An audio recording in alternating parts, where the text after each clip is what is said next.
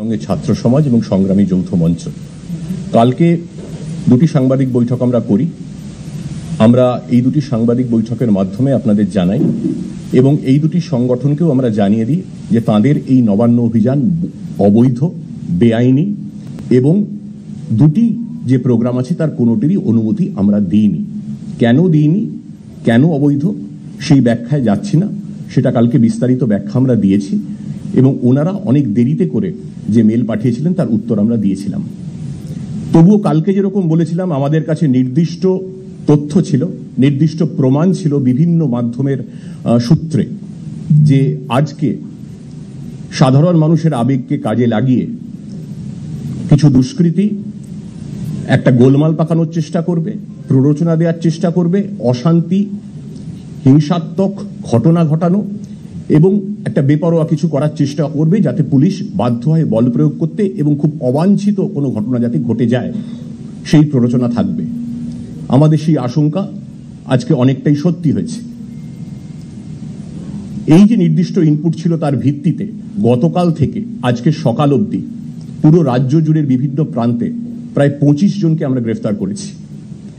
আরো অনেককে আমরা ডিটেন করে জিজ্ঞাসাবাদ করেছি। আমাদের কাছে বিভিন্ন সূত্রে বিভিন্ন হোয়াটসঅ্যাপ গ্রুপ, ফেসবুক চ্যাটস, আরো আমাদের ইন্টেলিজেন্স যেসব মেকানিজমস আছে তার মধ্যে থেকে আমরা জানতে পেরেছিলাম, আপনারা জানেন আজকে গতকাল রাত্রে 4 জনকে গ্রেফতার করা হয়েছে হাওড়া স্টেশন থেকে। এরা লাশ ফেলে দেওয়ার কথা বলছিলেন, সুনির্দিষ্ট পরিকল্পনা করছিলেন। যাদের আমরা গ্রেফতার করেছি অস্ত্র নিয়ে, বোমা নিয়ে, অস্ত্র মানে আগ্নেয়াস্ত্র, অস্ত্র নিয়ে, বোমা নিয়ে, গুলি নিয়ে আজকে এইখানে একটা অশান্ত পরিবেশ তৈরি করার পরিকল্পনা ছিল এবং সেই ব্যাপারে সমস্ত তথ্য প্রমাণ, অকাট্য প্রমাণ আমাদের হাতে রয়েছে এবং নির্দিষ্ট সময় সেগুলো সব প্রত্যেকটি আমরা আপনাদের সঙ্গে শেয়ারও করব। এই দুষ্কৃতীদের আমরা ধরে তাদের আমরা অ্যারেস্ট করেছি এবং তাদের বিরুদ্ধে প্রয়োজনীয় আইনানুগ ব্যবস্থা হবে। কথোপকথন এরকম ছিল, কালকে লাশ ফেলতে হবে, বডি ফেলতে হবে, 3-4টে বডি না ফেললে আর আন্দোলন কিসের, এই ধরনের আলোচনা বিভিন্ন হোয়াটসঅ্যাপ গ্রুপে হচ্ছিল, বিভিন্ন ফেসবুক হচ্ছিল। সেটা আমরা পেয়েছি এবং তার ভিত্তিতে আমরা সুনির্দিষ্ট অ্যাকশন নিয়েছি। আমাদের পর্যাপ্ত পুলিশি বন্দোবস্ত আজকে ছিল, কলকাতাতেও ছিল, পশ্চিমবঙ্গেও ছিল। নবান্ন অভিমুখী সমস্ত রাস্তায় আমরা ব্যারিকেড করেছিলাম, কারণ সংরক্ষিত এলাকায় কোনো ধরনের জমায়েত বেআইনি। সুপ্রিম কোর্টের নির্দেশে শান্তিপূর্ণ আন্দোলনকে কোনো হস্তক্ষেপের প্রশ্ন ছিল না, আজও ছিল না। কিন্তু আন্দোলন কিরম শান্তিপূর্ণ থাকলো, কতটা শান্তিপূর্ণ থাকলো তা আপনারা সকলে টিভিতে দেখেছেন।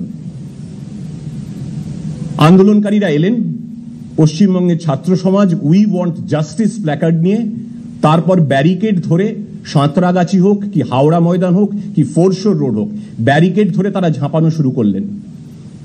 ব্যারিকেড ধরে ঝাঁকানো শুরু হলো। পুলিশ তখন বারবার, একবার নয় একাধিকবার লাউড হেলারে বারবার ঘোষণা করতে থাকে শান্তিপূর্ণ আন্দোলন করুন, প্ররোচনায় পা দেবেন না, এটা সংরক্ষিত এলাকা, ব্যারিকেড ভাঙবেন না। তার ভিডিও রেকর্ডিং আপনারাও দেখিয়েছেন, আমাদের কাছেও আছে। কিন্তু তারপর কি ঘটলো আমরা দেখেছি। ব্যারিকেড ভাঙা হলো, পুলিশের অনুরোধে কর্ণপাত করা হলো না, সাঁতরাগাছি দিয়ে শুরু, ব্যারিকেড ভাঙা, গার্ডরেল উল্টোনো, পুলিশের দিকে লাঠি, সোটা, বোতল বৃষ্টি, অনর্গল লাগাতার ইট পাথর বৃষ্টি, সরকারি সম্পত্তি ভাঙচুর, পুলিশকে মারধর করা, পুলিশকে রক্তাক্ত করা, আহত করা, গাড়ি জ্বালিয়ে দেয়া।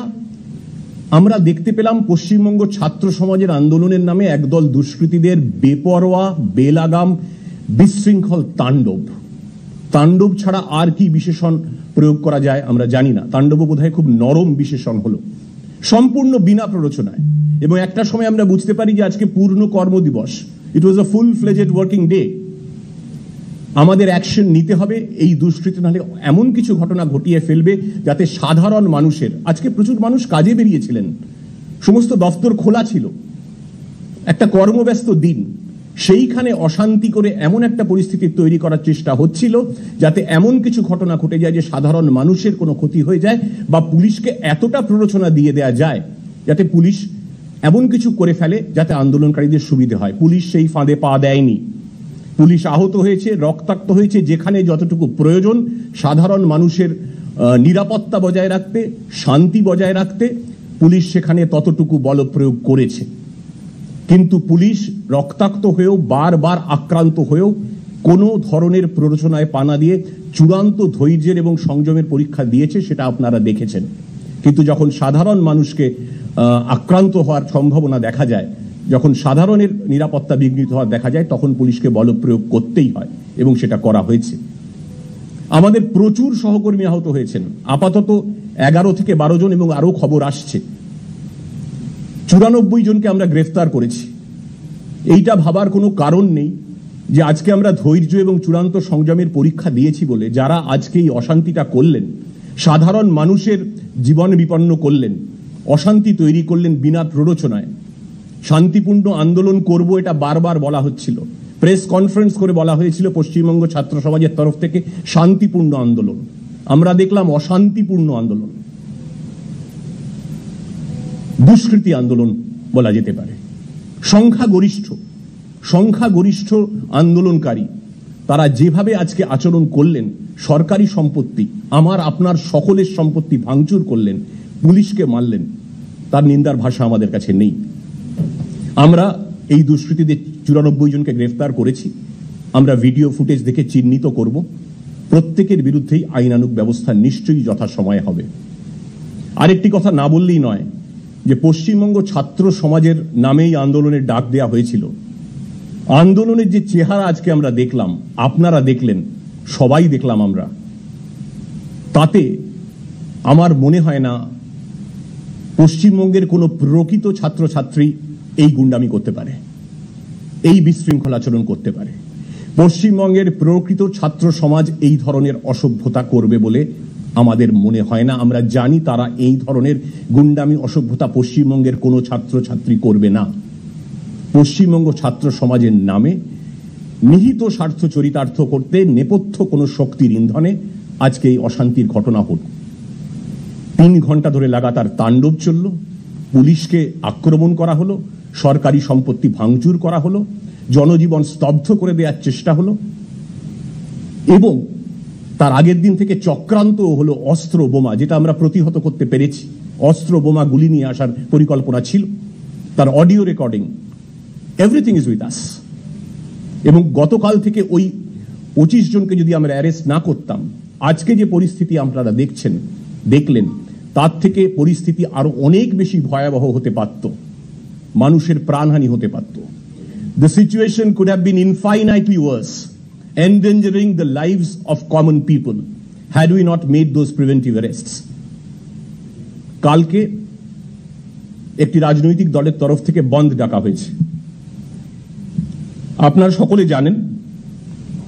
কিন্তু তবু আমি একটি অর্ডার পড়ে দিতে চাইছি আপনাদের কাছে, হাইকোর্টের অর্ডার, বম্বে হাইকোর্টের অর্ডার বন্ধ নিয়ে। যে অর্ডারে বলা হচ্ছে কোন পলিটিক্যাল পার্টি, কোন রাজনৈতিক দলের ডাকা বন্ধ সম্পূর্ণ বেআইনি, বন্ধ ডাকা বেআইনি। এটা আমরা বলছি না, এটা বম্বে হাইকোর্ট, কেরালা হাইকোর্ট, একাধিক কোর্টের অর্ডার আছে। আমি একটু কোট করে দিচ্ছি, ধৈর্য ধরে একটু বসুন। বম্বে হাইকোর্টের অর্ডার কি বলছে? No political party or organization can claim that it is entitled to paralyze the industry and commerce in the entire state or nation, or is entitled to prevent the citizens not in their support from exercising their fundamental rights or from performing their duties. সহজ বাংলায় বন্ধ বেআইনি। সুতরাং বেআইনি একটি আহ্বান যখন করা হয়েছে, সেটা কালকে প্রশাসন সমর্থন করে না, প্রশাসন সেটা প্রতিহত করবে এবং প্রশাসনের তরফ থেকে সব ব্যবস্থা নেওয়া হবে যাতে আরো একটি কর্মদিবসে কোনো অশান্তি তৈরি করা না হয়। বাংলা সচল রাখার জন্য সমস্ত ধরনের বন্দোবস্ত, পুলিশি বন্দোবস্ত থাকবে। আমরা সাধারণ মানুষকে, শুভ বুদ্ধিসম্পন্ন যারা মানুষ আছেন, তাদেরকে একবার ধন্যবাদ দেব। এই কালকে আমরা সচেতন করেছিলাম, তাই প্রকৃত শুভ বুদ্ধিসম্পন্ন মানুষ আজকের এই যে আন্দোলন তাতে অংশ নেননি, এটা আমরা দেখেছি। এবং তাদের কাছে আবার সবিনয়ে অনুরোধ করব, কালকে সমস্ত প্রশাসনিক বন্দোবস্ত থাকবে। আপনারা রাস্তায় বেরোন, দোকানপাট খোলা থাকবে, গাড়ি ঘোড়া চলবে, প্রশাসন, পুলিশ বন্ধুর মতো আপনাদের পাশে থাকবে। কোনো চক্রান্তের ফাঁদে অনুগ্রহ করে পা দেবেন না। বন্ধ নিয়ে পর্যাপ্ত ব্যবস্থা থাকছে এবং আমরা দেখব জনজীবন যাতে কোনো রকম ভাবে কোনো দিক থেকে ব্যাহত না হয়, রাজ্য সচল থাকবে। আমি এবার কলকাতা পুলিশের তরফে ডিসি সেন্ট্রাল আছেন, তারপরে এডিজি ল অ্যান্ড অর্ডার আপনাদের বলবেন। কলকাতা পুলিশের তরফে ডিসি সেন্ট্রাল আজকে সরেজমিনে স্পটে ছিলেন, একটা বিস্তীর্ণ জায়গা উনি দায়িত্বে ছিলেন। ইন্দিরা মুখোপাধ্যায়, ডিসি সেন্ট্রাল, আমি ইন্দিরাকে অনুরোধ করব কলকাতা পুলিশের তরফে তার অভিজ্ঞতা কিছু বলতে সংক্ষেপে। ইন্দিরা। ধন্যবাদ স্যার। স্যারের অনুমতি নিয়ে বলছি, আপনারা জানেন আজকে কলকাতা পুলিশের আন্ডারে বিভিন্ন জায়গায় অনেক অনেক পুলিশ রাস্তায় ছিল। আমি নিজে হাওড়া ব্রিজে কিন্তু সকাল 8টা থেকে